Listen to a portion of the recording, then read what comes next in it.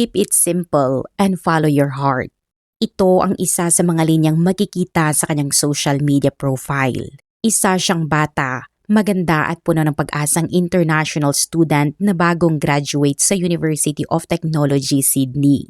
Nakuha na niya ang trabahong matagal niyang pinangarap at sabik na sabik siyang harapin ang hinaharap. Ngunit tila naglaro ng malupit ang tadhana sa kanyang buhay. Sa mismong panahong magsisimula na sana ang isang bagong yugto para sa kanya, dumating ang isang tahimik na bangungot at tuluyan siyang nawala sa mundong ito nang walang anumang bakas. Sa video sa araw na ito ay tatalakayin natin ang malagim na kaso ng isang Chinese international student na pinaslang sa Australia.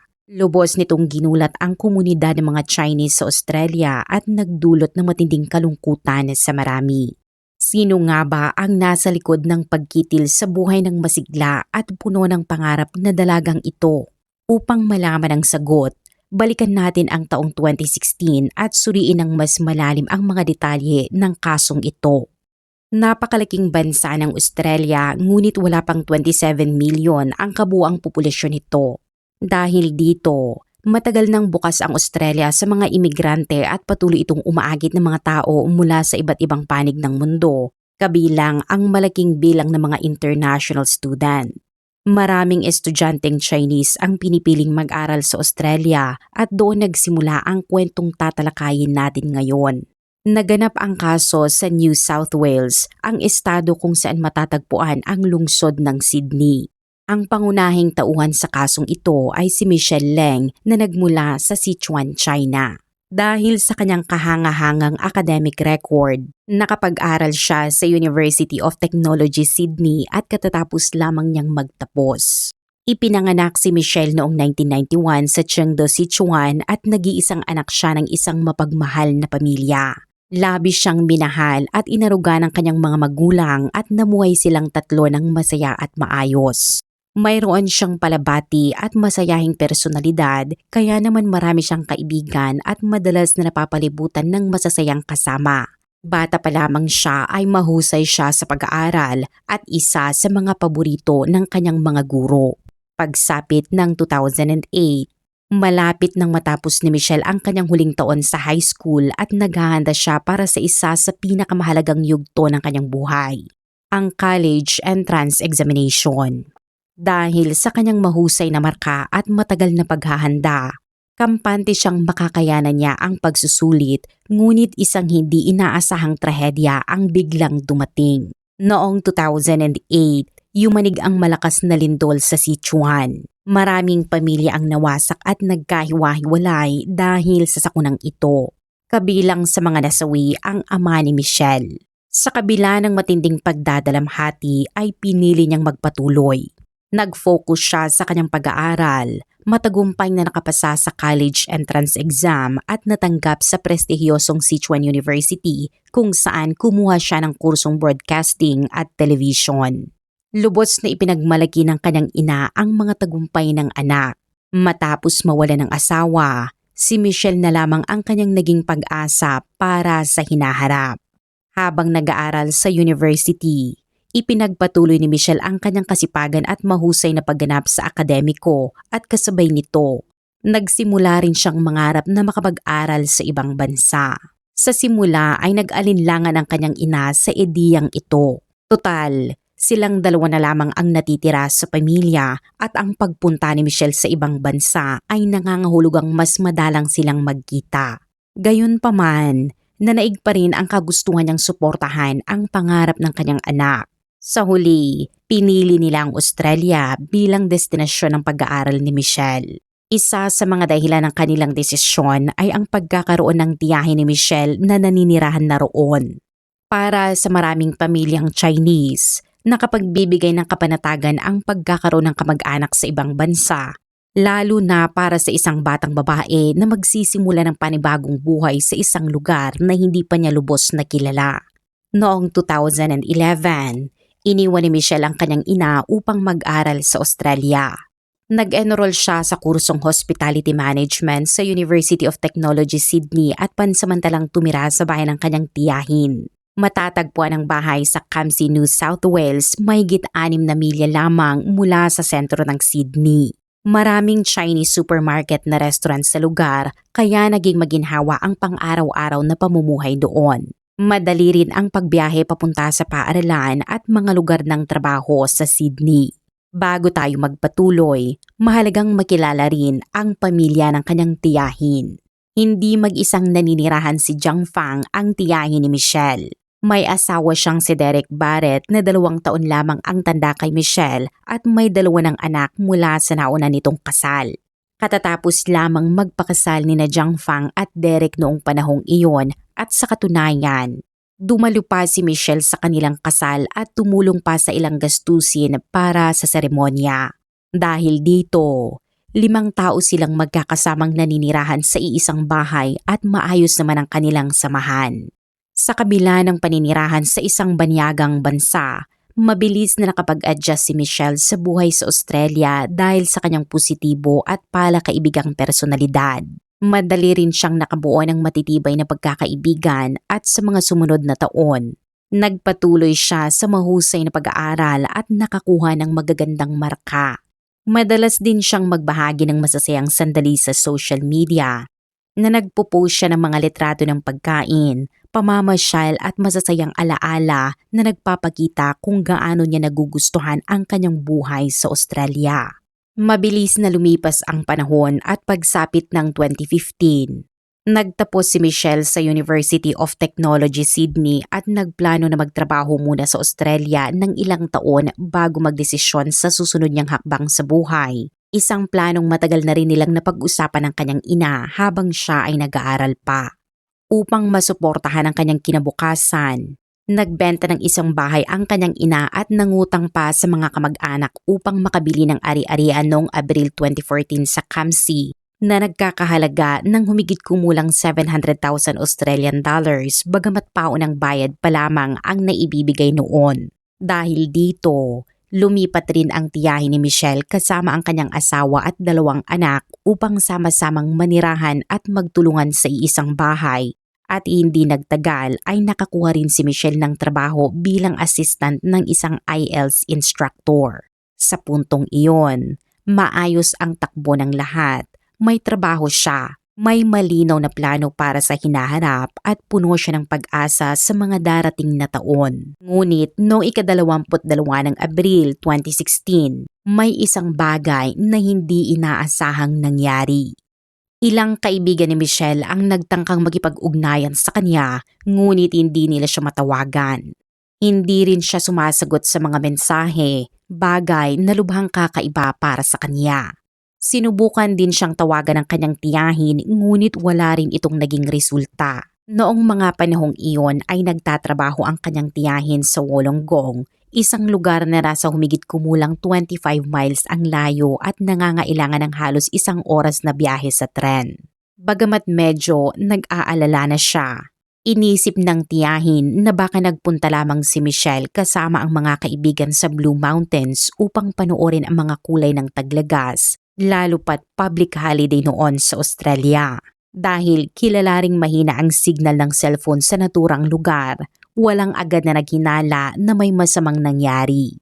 Ngunit bandang 10:40 ng umaga noong ika-24 ng Abril, makalipas ang 2 araw, isang turista ang nakakita ng isang bagay na palutang-lutang sa tubig malapit sa bukana ng Snapper Point sa Central Coast, malapit sa Newcastle.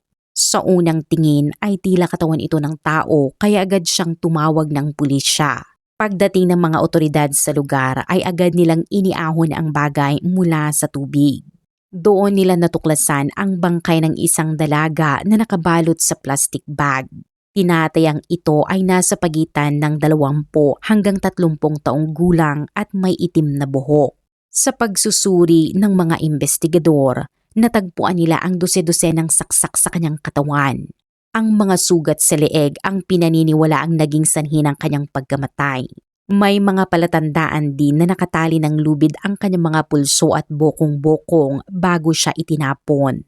Batay sa paunang pagsusuri, tinatayang 48 hours na siyang patay nang matagpuan. Mabilis na napagpasyahan ng mga otoridad na hindi ito isang aksidente kundi isang sinadyang pagpatay. Naniniwala rin silang sinadyang itinapon ang bangkay sa lugar na iyon upang iligaw ang investigasyon. Isa pang mahalagang detalye ang napansin ng mga forensic investigator. Wala silang nakitang anumang bakas ng pagkakabangga sa mga bato o matitigas na bagay na karaniwang makikita kung doon mismo naganap ang krimen. Dahil dito, pinaniniwalaan nilang hindi iyon ang pangunahing pinangyarihan ng pagkamatay. Sa kasamaang palad, matagal nang nakalubog sa tubig ang bangkay kaya maraming mahalagang ebidensya ang nasira. Wala ring nakuhang fingerprint o anumang malinaw na bakas na maaaring magturo sa pagkakakilanlan ng salarin. Bukod pa rito, labis na napinsala ang mukha ng biktima kaya halos imposibleng matukoy kung sino siya. Upang mapabilis ang investigasyon, gumamit ang pulisya ng computer software upang muling buuin ang posibleng hitsura ng mukha ng biktima. Inilabas nila ang larawan sa publiko sa pag-asang may makakakilala rito at makapagbibigay ng mahalagang impormasyon. Kinahapunan ng ika-25 ng Abril, nagtungo naman sa pulisya ang tiyahin at tiyuhin ni Michelle upang iulat na 3 araw nang nawawala ang kanilang pamangkin. Humingi sila ng tulong upang siya ay mahanap at dahil sa mga impormasyong kanilang natanggap, nagsimulang maghinala ang mga investigador na maaaring si Michelle ang babaeng natagpo ang patay noong nakaraang araw. Gayunpaman, mahirap pa ring makumpirma ang pagkakakilanlan ng biktima dahil labis ang pinsala sa mukha nito. Wala rin itong suot na damit at walang malinaw na palatandaang maaaring magamit para sa pagkilala. Dahil dito, nagpasya ang pulisya na magsagawa ng DNA comparison. Kinuha nila ang ilang personal na gamit ni Michelle kabilang ang kanyang sipilyo, hairbrush at iba pang bagay na maaaring maglaman ng kanyang DNA. Pagsapit ng ika-26 ng Abril, wala pa ring resulta ang pagsusuri ngunit lalo pang pinaigting ng mga otoridad ang paghahanap kay Michelle. Kasabay nito, nagsimula ring magbahagi ng mga post online ang kanyang mga kaklase at kaibigan tungkol sa kanyang pagkawala. Isa sa mga pinakaaktibo ay ang kaibigang huling nakakita sa kanya noong hapon ng ika-21 ng Abril. Unti-unting kumalat ang balita sa komunidad ng mga Chinese sa Australia at marami ang nabahala sa kaligtasan ni Michelle. Matapos ang ilang araw ng matinding paghihintay ay dumating rin ang kinatatakutang balita. Bandang 8:00 ng umaga noong ika-29 ng Abril, inanunsyo ng pulisya ang resulta ng DNA test. Kinumpirma nilang si Michelle nga ang babaeng natagpo ang patay sa Central Coast, ang mismong taong ilang araw ng desperadong hinahanap ng kanyang pamilya at mga kaibigan. Nang marinig ng kanyang ina ang balitang ito, hindi niya kinaya ang sakit at tuluyang bumagsak sa matinding pagdadalamhati. Matapos niyang mawala ng asawa noong lindol sa Sichuan, ngayon naman ay kinailangan niyang harapin ang isa pang napakasakit na pagkawala, ang pagkamatay ng kanyang nag-iisang anak na babae na kasisimula pa lamang bumuo ng kanyang sariling kinabukasan. Ngayon, isang tanong ang bumabagabag sa lahat. Sino ang may gawa nito? Ayon sa mga nakakakilala sa kanya, maayos ang relasyon ni Michelle sa pamilya ng kanyang tiyahin at wala umanong naitalang seryosong alitan sa pagitan nila, kaya sa mga unang yugto ng investigasyon ay hindi agad itinuring ng mga sospek ang kanyang mga kamag-anak. Sinabi ng kanyang tiyahin sa pulisya na noong ika-21 ng Abril, buong araw na nasa labas si Michelle at pag-uwi nito sa hapon ay normal naman ang lahat nang walang kakaibang napansin. Batay sa investigasyon, ang huling kumpirmadong pakikipag-ugnayan ni Michelle ay bandang hating gabi ng ika-21 ng Abril nang makausap niya ang kanyang IELTS instructor. At matapos nito ay tuluyan na siyang nawala ng komunikasyon kaya naniniwalang mga investigador na posibleng naganap ang krimen noong ika-22 ng Abril. Dahil dito, sinimulan ng pulisya ang masusing pagbubuo ng kanyang mga galaw bago siya mawala. At sa pamamagitan ng CCTV footage ay unti-unti nilang natuntun ang kanyang mga aktibidad noong ika-21 ng Abril upang maunawaan kung paano ito nangyari. Ayon sa kanilang investigasyon, unang nagtungo si Michelle sa kanyang university at nakipagkita sa ilang kaklase. Bandang 3:00 ng hapon, nakita siyang namimili sa Pitt Street sa Central Business District ng Sydney. Pagkatapos mamili, sumakay siya ng tren mula Central Station patungong Campsie at nakauwi bandang 4:40 ng hapon. Sa lahat ng footage na kanilang nasuri, normal naman ang kilos ni Michelle. Wala ring anumang palatandaan na may sumusunod o nagmamatyag sa kanya habang siya ay namimili o bumabiyahe pa uwi. Dahil dito, tila walang pagkakataon para makasalamuha siya ng isang estrangherong maaaring manakit sa kanya. May isa pang mahalagang detalye na lumabas sa pagsusuri ng mga CCTV. Matapos makauwi si Michelle noong hapon ng ika-21 ng Abril, wala nang anumang record na nagpapakitang lumabas pa siyang muli ng bahay. At dito nagsimulang magbago ang direksyon ng investigasyon. Nagkataon na mula ika-21 hanggat ika-22 ng Abril, iisang tao lamang ang kasama ni Michelle sa bahay, ang kanyang tiyuhin. Ang kanyang tiyahin ay nasa Wollongong para sa trabaho at hindi nakauwi hanggang gabi ng ika-24 ng Abril. Samantala, wala rin sa bahay ang 2 anak nito. Dahil sa mga impormasyong ito, nagsimulang mapunta ang atensyon ng mga investigador sa isang taong halos hindi nila unang pinaghihinalaan, si Derek Barrett, ang mismong tiyuhin ni Michelle. Kalaunan, inaresto siya ng pulisya at sinampahan ng kasong pagpatay. Nakakuha rin sila ng search warrant upang masuri ng mabuti ang kanyang mga ari-arian at mga elektrikong kagamitan. Si Derek Barrett ay ipinanganak noong 1989 sa maliit na bayan ng Guandalan sa Central Coast at bagamat kaunti lamang ang nalalaman tungkol sa kanyang kabataan, nakapagtrabaho siya sa information technology matapos mag-aral. Hindi malinaw kung paano nagsimula ang kanyang relasyon sa tiyahin ni Michelle na halos 20 taon ang tanda sa kanya, ngunit kalaunan ay nagpakasal sila at hindi nagtagal ay nawalan din siya ng trabaho. Sa sumunod na halos 5 taon, nanatili siyang walang trabaho at kadalasan ay nasa bahay lamang, natutulog sa araw at naglalaro ng video games sa gabi, habang paulit-ulit siyang hinihikayat ng kanyang pamilya na maghanap ng trabaho, ngunit sinasabi niyang nag-a-apply siya kahit walang tumutugon. Sa kabila nito, kilala si Barrett bilang kalmado at magalang at maayos ang pakikitungo sa lahat ng miyembro ng pamilya kabilang si Michelle. Kaya walang naitalang seryosong alitan sa loob ng bahay. Dahil dito, marami ang hindi makapaniwalang siya ang posibleng nasa likod ng krimen, lalo na ang kanyang asawa at mga anak na hindi matanggap ang akusasyon at naniniwalang nagkamali ang pulisya sa pag-aresto sa kanya. Ngunit habang lumalalim ang investigasyon, sunod-sunod na ebidensya ang nagsimulang lumitaw laban kay Barrett. Kabilang ang testimonya ng 2 turista na nagsabing nakita nila siya sa Snapper Point sa Central Coast. Ayon sa kanilang salaysay, binalaan pa sila ni Barrett na huwag lumapit sa gilid ng bangin dahil delikado umano ang lugar. Nakalaunan ay nagdulot ng hinala sa mga investigador na maaaring inaalala niyang may makakadiskubre sa kanyang itinapon sa lugar.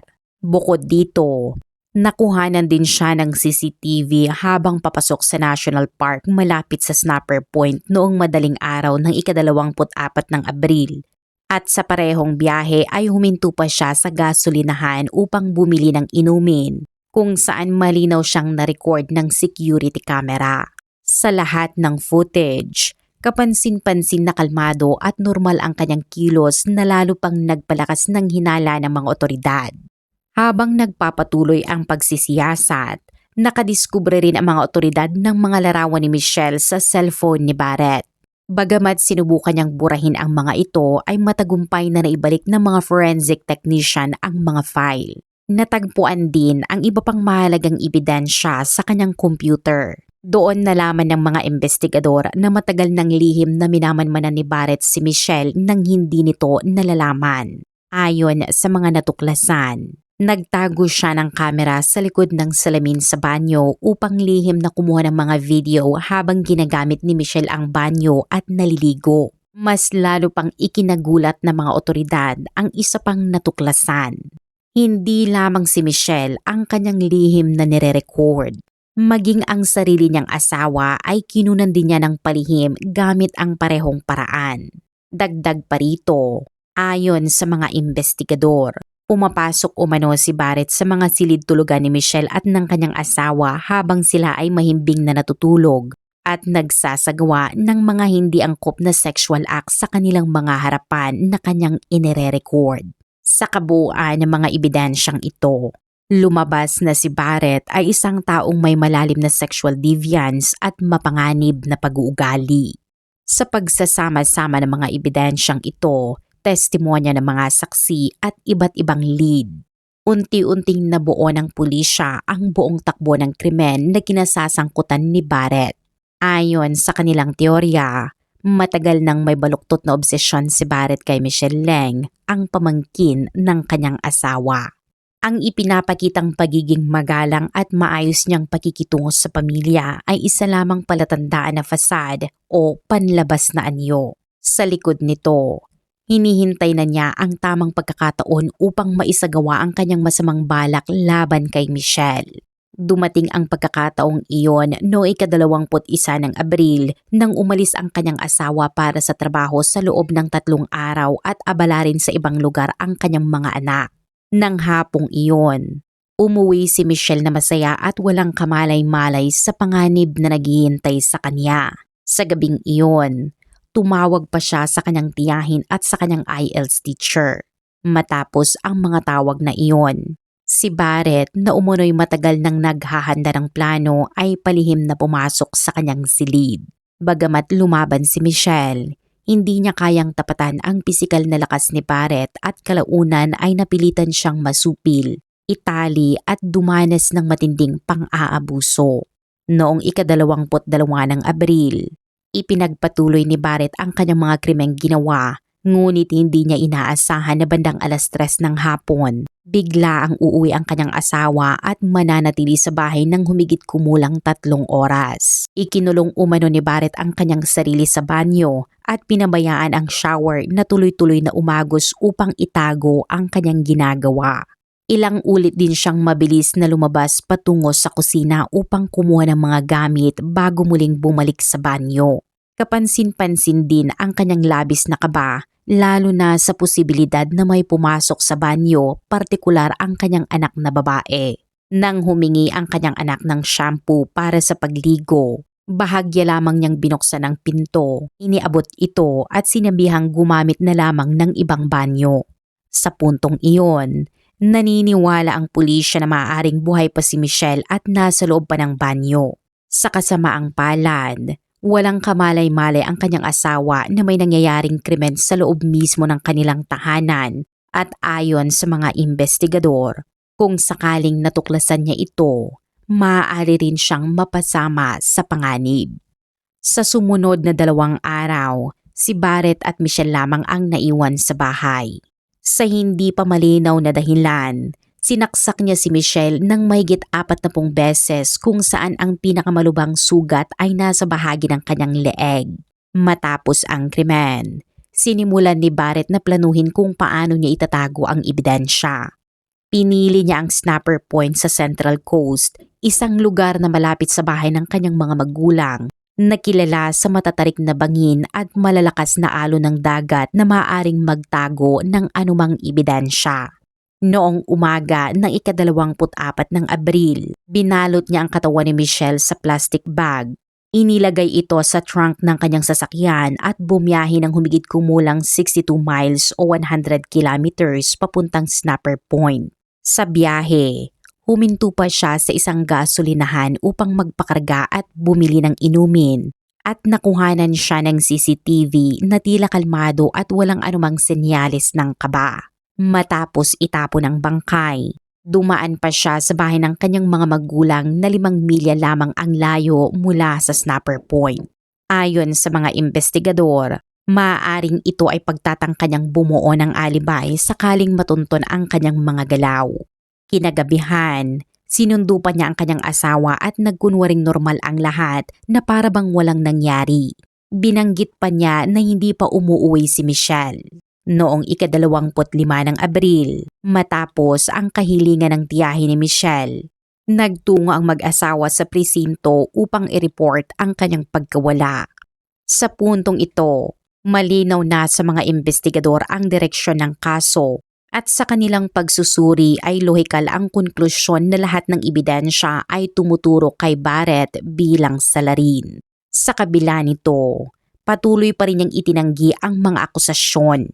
Samantala, nang marinig ng ina ni Michelle ang balita, agad siyang lumipad patungong Sydney at sa isang press conference ay hindi napigilang mapaluha habang sinasabi na hanggang ngayon ay hindi pa rin niya matanggap na wala na ang kanyang mahal na anak at labis ang bigat ng kanyang nararamdaman na halos hindi na siya makahinga.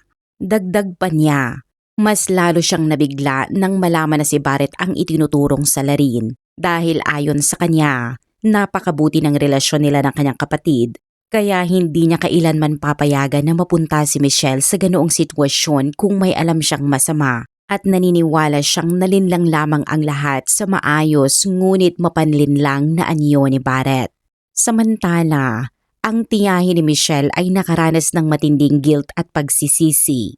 Sinisisi ang sarili sa hindi agad pagkilala sa tunay na pagkatao ng kanyang asawa.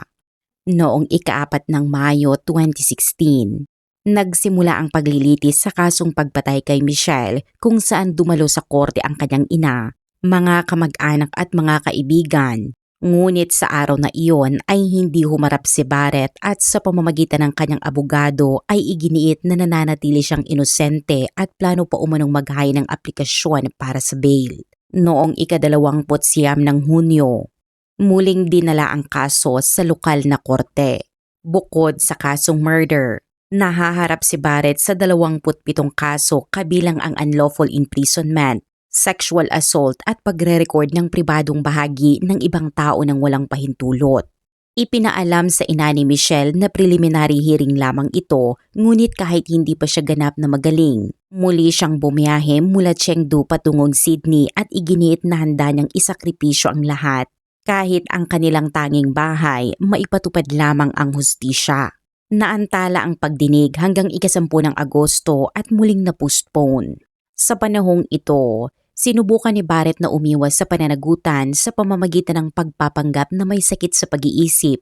Ngunit matapos ang medical evaluation ay napatunayang wala siyang mental illness at kalaunan ay hindi na siya nag-apply ng bail. Noong ika-16 ng Agosto 2017, ipinagpatuloy ang kaso sa pamamagitan ng video link kung saan umamin si Barrett ng guilty sa 5 sa 28 kaso kabilang ang murder at unlawful imprisonment. Ngunit iginiit niyang hindi niya naaalala ang nangyari at sinisi ito sa umunoy drug overdose at sobrang pagkain. Para sa mga investigador, isa itong malinaw na pagtatangkang bawasan ang parusa. Noong ika-13 ng Disyembre 2017, sa sentencing hearing ng New South Wales Supreme Court, inamin ni Barrett ang buong detalye ng krimen, ang pagpasok sa silid ni Michelle noong ika-22 ng Abril, pagtali sa kanya, pagkuha ng larawan, pagsaksak ng mahigit 40 beses, pagtatago ng bangkay sa loob ng bahay sa loob ng 2 araw at pagtatapon nito. Nagpahayag siya ng umunoy pagsisisi ngunit ayon sa pulisya ay hindi ito kapanipaniwala dahil sa kanyang kilos sa korte. Muli niyang iginiit ang drug-induced memory loss, ngunit tinanggihan ito ng forensic expert na nagsabing hindi ito tugma sa methamphetamine use at malinaw na planado ang krimen mula sa pagpatay hanggang sa pagtatapon ng bangkay. Pinagtibay pa ito ng CCTV footage kung saan kalmado siyang kumilos habang bumibili at nagpapagasolina. Ayon din sa mga eksperto, si Barrett ay isang sexual sadist na may napakataas na risk ng reoffending, kaya itinuturing siyang lubhang mapanganib. Sa huli, napatunayang guilty siya sa 22 kaso kabilang ang 19 counts ng illegal recording at 2 counts ng possession of pornographic material. Hinatulan siya ng New South Wales Supreme Court ng 46 na taong pagkakakulong na may 34 na taon at 6 na buwang non-parole period matapos ideklarang ang kanyang mga ginawa ay lubhang malupit, immoral at duwag na krimen. Pagkatapos ng hatol, Muling bumagsak sa iyak ang ina ni Michelle na nagsabing wala na ang kanyang anak at gumuho na ang kanyang buhay. Bagamat hindi death penalty ang hatol, tinanggap niya na wala na siyang magagawa matapos ang mahabang proseso na lubhang nakaubos sa kanya pisikal at emosyonal. Sa huli, ayon kay Detective Gary Jubilin, kahit na naihatid na ang hustisya, nananatili pa rin itong isang malalim na trahedya dahil ang kinabukasan ni Michelle na sana ay bagong nagsisimula pa lamang ay bigla at malupit na naputol. Sa paglipas ng panahon, habang si Barrett ay nananatili sa loob ng kulungan, unti-unting nawala sa balita ang kaso. Ngunit makalipas ang 3 taon, isang USB drive ang muling nagbukas ng sugat at nagdala ng kaso pabalik sa spotlight. Noong Nobyembre 2019, isang matandang babae sa Chatswood na 3.7 miles lamang ang layo mula sa bahay kung saan pinatay si Michelle ang nakakuha ng isang USB drive. Matagal nang may Alzheimer's disease ang babae at bihira na siyang lumabas ng bahay o gumamit ng wheelchair. Nang makita ito ng kanyang anak at buksan sa computer, agad siyang natulala at labis na naapektuhan sa kanyang nakita. Dahil sa gulat ay agad niyang ipinasa ito sa pulisya. Sa loob ng USB drive, natagpuan ang siyam na video na may kabuang humigit kumulang 60 minuto at 13 nakakasindak na larawan. Ang lahat ng ito ay naglalaman ng mga ebidensyang tumutukoy sa malupit na pang-aabuso at karahasan na ginawa ni Barrett kay Michelle mula sa iba't ibang bahaging anggulo. Ipinakita sa material na ito na itinuring ni Barrett si Michelle hindi bilang tao, kundi parang isang walang buhay na bagay at patuloy niya itong sinaktan ng walang awa. Sa isa sa mga video, maririnig pa ang desperadong pakiusap ni Michelle at makikita sa kanyang muka ang matinding takot at sakit na tila hindi kayang isipin. Sa huli, hindi niya kinaya ang sinapit at tuluyang pumanaw sa kamay ng salarin. Matapos mapanood ang nilalaman ng USB, agad na nagsampa ng panibagong kaso ang pulisya laban kay Barrett. Sa kabilang panig ng mundo, muling bumagsak sa matinding dalamhati ang ina ni Michelle nang matanggap ang balita at sinabi niyang hindi matanggap ng isang ina ang ganitong klase ng trahedya. Habang inilalarawan niya si Michelle bilang mabait, maalalahanin, masunurin at mabuting anak na para sa kanya ay tuluyang nagdurog sa kanyang puso. Habang nasa kulungan, nagpadala si Barrett ng apology letter ngunit tinanggihan ito ng ina ni Michelle dahil sa pagiging walang laman at hindi kapanipaniwala. At lalo pa siyang nagalit nang sa appeal ay igit ni Barrett na kontrolado siya ng droga at sinabing may consensual relationship sila ni Michelle na parabang pinapalabas na pumayag ang biktima. Para sa pulisya at korte, malinaw na wala siyang tunay na pagsisisi at ayon kay Justice Helen Wilson, kung nalaman lamang ang tungkol sa USB sa oras ng sentencing ay maaaring habang buhay na walang parol ang naging hatol, ngunit dahil sa double jeopardy ay hindi na ito maaaring baguhin. Gayunpaman, dahil sa USB evidence, nadagdagan si Barrett ng 25 taon at 9 pang kaso na isinabay sa nauna niyang 46-year sentence kaya hindi nagbago ang kabuang haba. Ngunit na-extend ang non-parole period sa 36 na taon at 6 na buwan, kaya magiging eligible lamang siya sa parole sa ika-24 ng Oktubre 2052. At dito nagtatapos ang kasong ito. Sa kabuuan, ipinapakita ng kaso na ito na ang mga kabataang tulad ni Michelle na naglakbay para sa pangarap ay maaari maging vulnerable sa hindi inaasahang panganib. At kahit akala sa ibang bansa ay ligtas, minsan ang banta ay nasa loob mismo ng kapaligiran. Kaya mahalagang manatiling mapagmatiyag, makinig sa kutob, magsalita kapag hindi komportable, kilalanin ang paligid at laging ipaalam sa pamilya ang sitwasyon. Dahil sa huli, ang personal na kaligtasan ay responsibilidad ng bawat isa.